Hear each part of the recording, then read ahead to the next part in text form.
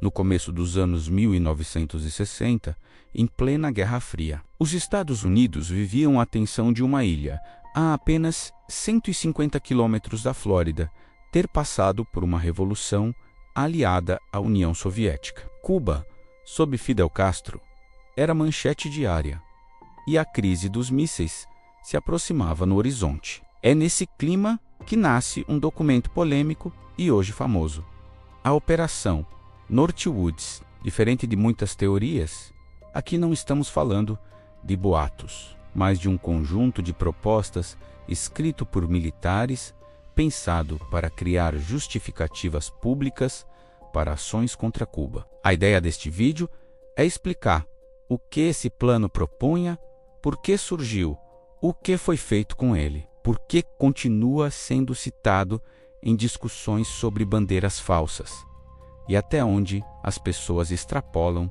quando mencionam Northwoods. Operação Northwoods não é um codinome tirado de filme. É o título dado a um pacote de sugestões que circulou no alto comando americano em 1962.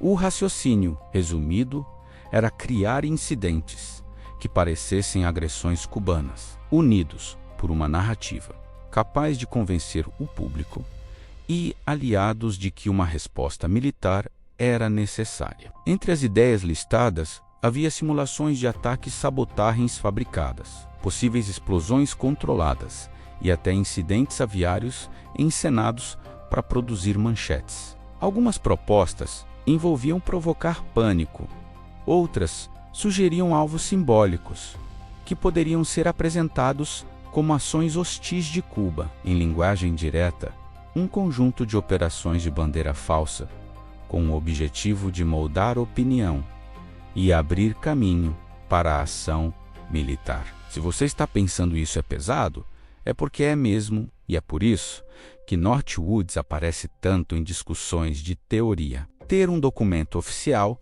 propondo esse tipo de encenação vira um ponto de apoio para suspeitar de outros episódios históricos. Porém, antes de usar Northwoods como chave mestra para tudo, vale entender o que aconteceu com o plano. O pacote foi apresentado, mas não aprovado pelo presidente. A cadeia política responsável por autorizar ações desse porte vetou as ideias. Em outras palavras, o fato de alguém propor algo dentro de um órgão de Estado não significa que aquilo se transformou em política real. Ainda assim, o simples ato de ter sido escrito e discutido é suficiente para manter a história viva. Por que alguém proporia algo assim? O contexto da época ajuda. O trauma da Baía dos Porcos, tentativa frustrada de invasão a Cuba em 1961, ainda ecoava. A pressão para resolver o assunto cubano crescia entre setores militares e de inteligência. A narrativa dominante era de que uma ilha socialista com apoio soviético, tão perto do território americano, gerava risco estratégico inaceitável. Quando se soma urgência, ideologia e medo de perder terreno na geopolítica, soluções que hoje nos parecem inaceitáveis entravam na mesa. Programas de contra-insurgência, operações encobertas e propaganda eram parte do kit de ferramentas da Guerra Fria. Northwoods é a face extrema e explícita de uma mentalidade que acreditava que fins justificavam meios. Esse ponto é importante porque separa duas coisas. Uma é a existência de operações encobertas e narrativas calibradas. Isso foi real em muitos países e momentos. Outra é o ato de fabricar deliberadamente acontecimentos com vítimas ou pânico como estratégia. Northwoods cruzava essa linha. Quando o documento foi liberado décadas depois, ele virou combustível para toda hipótese que envolva eventos encenados.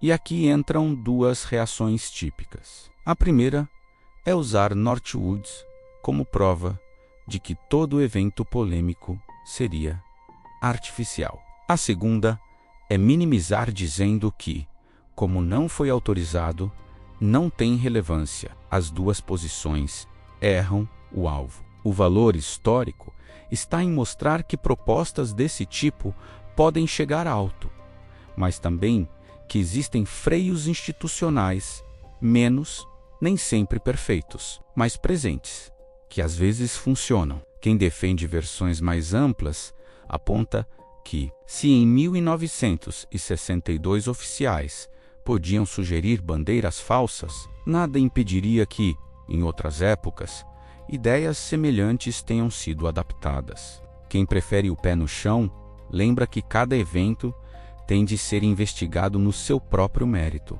com dados, cronologia, logística, custos, riscos e a quantidade de pessoas que precisariam manter silêncio. Northwoods não deve ser usado como carimbo automático, mas como alerta sobre o potencial de manipulação quando interesses estratégicos estão em jogo. Um efeito colateral de Northwoods é psicológico. Quando um documento oficial admite considerar encenações, a confiança pública sofre, a partir daí, qualquer falha de comunicação. Qualquer imagem confusa, qualquer mudança de versão vira munição para suspeitas. Já do lado de quem investiga eventos reais, cresce o trabalho. É preciso publicar dados brutos, abrir metodologia, mostrar cadeia de decisão, explicar por que X foi feito e não Y.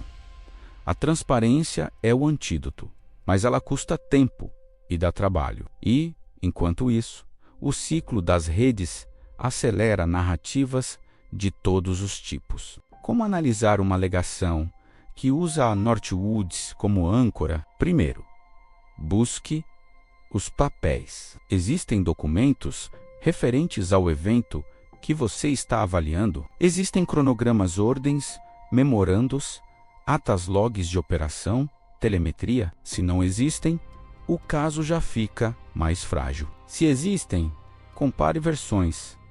Veja quem assinou, quais foram as revisões e quais trechos foram redigidos e por quê.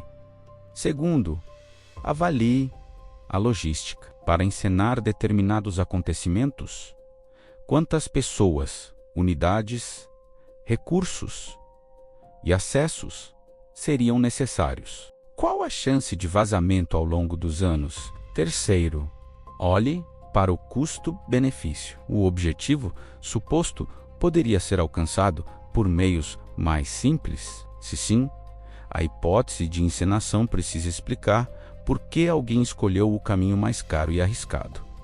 Quarto, cheque consistência temporal. Um roteiro bem feito exige continuidade, horários batendo, testemunhos independentes compatíveis, material bruto coerente. Quinta, entenda o impacto. Se a narrativa ganha força justamente porque há lacunas de informação, talvez a solução esteja em pedir mais dados e não em fechar o caso com uma história única. Uma leitura madura de Northwoods também pede ver como a máquina de Estado não é monolítica. Dentro de um governo, há disputas, linhas duras e linhas moderadas, burocratas que tentam puxar para um lado e presidentes que puxam para outro. O mesmo sistema que gera propostas controversas também pode contê-las. Isso não significa que tudo é seguro. Significa que os mecanismos são complexos, sujeitos a pressões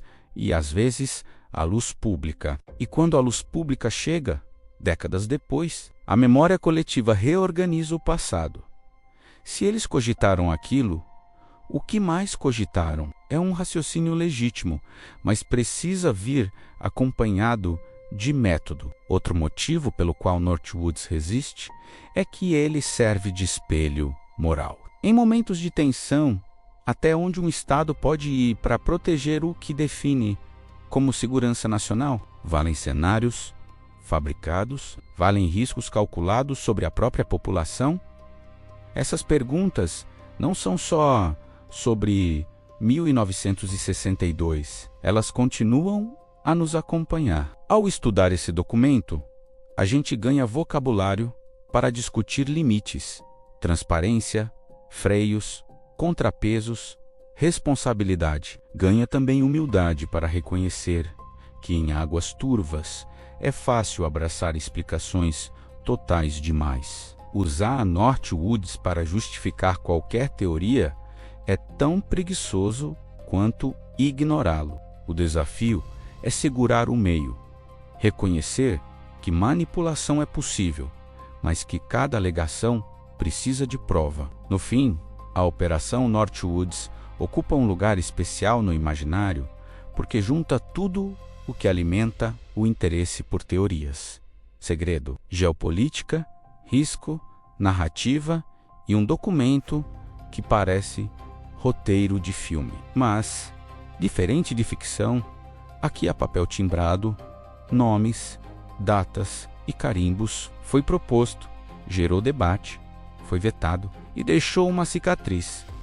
Nos mostra que devemos exigir mais transparência e, ao mesmo tempo, mais rigor quando alguém afirma que tudo é encenação. Entre a inocência de confiar cegamente e o cinismo de duvidar de tudo, existe um terreno fértil para investigação séria.